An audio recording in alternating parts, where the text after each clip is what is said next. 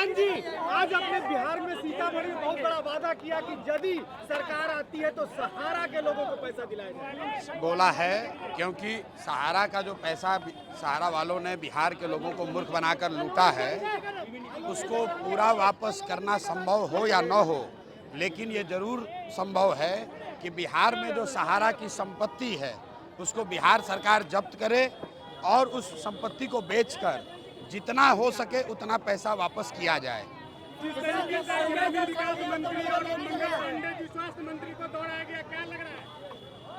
भैया, बिहार में जो भ्रष्ट मंत्री हैं, वो चाहे दिलीप जायसवाल हो, अशोक चौधरी हो, मंगल पांडे हो, दूसरे नेता हो, जन सुराज ने घोषणा की है कि जैसे ही जन सुराज की व्यवस्था बनेगी तो बिहार के 100 बड़े नेता और अफसर, भ्रष्ट नेता और अफसरों को पकड़ा जाएगा और उनके बच्चों के संपत्ति से बिहार से लूटे हुए पैसे की वसूली की जाएगी। एक कहावत है, जब गीदड़ की मौत आती है तो वो शहर की ओर भागता है। तो ऐसे ऐसे नेता जो हमको लीगल नोटिस दे रहे हैं, इनको पता नहीं है कि वो किससे उलझ रहे हैं। और सुनो मेरी बात, एक लीगल नोटिस ने एक बात तो प्रमाणित कर दिया कि इनके जो बड़े भाई हैं दिलीप जायसवाल, जो भाजपा के अध्यक्ष है, वो आज तक उसका हिम्मत नहीं पड़ा ये कहने को कि उसने कॉलेज कब्जा किया है कि नहीं किया है। आज तक नीतीश कुमार का हिम्मत नहीं पड़ा कि हम पर मानहानि का या लीगल नोटिस कर दे, मानहानि का केस कर दे। हम सीधा कैमरे पर कह रहे हैं कि मानसिक तौर पर बीमार हैं।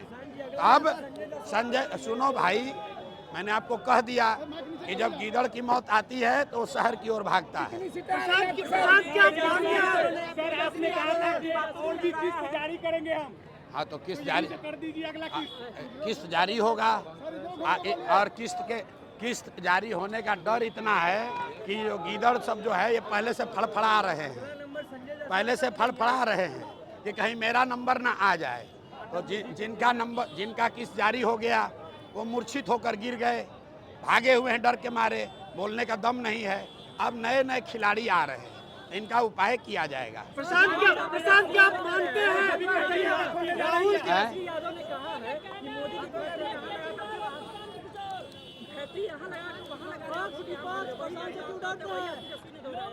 जो बात हम कह रहे हैं वो बात पूरा बिहार कहेगा। तेजस्वी यादव क्या, मोदी भी कह रहे हैं। पहली बार मोदी भी आकर ट्रेन की बात कम कर रहे हैं, हिंदू मुसलमान की बात कम कर रहे हैं, पलायन की बात कर रहे हैं। क्योंकि ये प्रशांत किशोर की ताकत नहीं है, ये लोगों की ताकत है जिसको जन सुराज ने जगाया है। आज देखो, जो नीतीश कुमार 20 बरस से 400 रुपया से पेंशन बढ़ाकर 410 नहीं किए, वो आज 1100 रुपया मिलने लगा।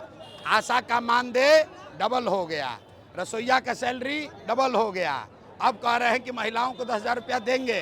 यही बात तो हम जन सुराज लोगों को समझा रहा है कि आप अपने बच्चों के लिए खड़े हो जाओ। बिहार सरकार की तिजोरी जो जनता का पैसे से भरा हुआ है, उस पैसे पर आपका हक है, नेताओं का और भ्रष्ट अफसरों का हक नहीं है। वो पैसा आपको मिलना चाहिए, आपके बच्चों के पढ़ाई और रोजगार के लिए मिलना चाहिए। अपराध चरम पर है, लगातार हत्या हो रही है। भैया, कुछ तो लोग कहेंगे, लोगों का काम है कहना। जब रुको भाई, नेता क्या कह रहा है उसका कोई महत्व नहीं है, जनता क्या कह रही है इसका महत्व है।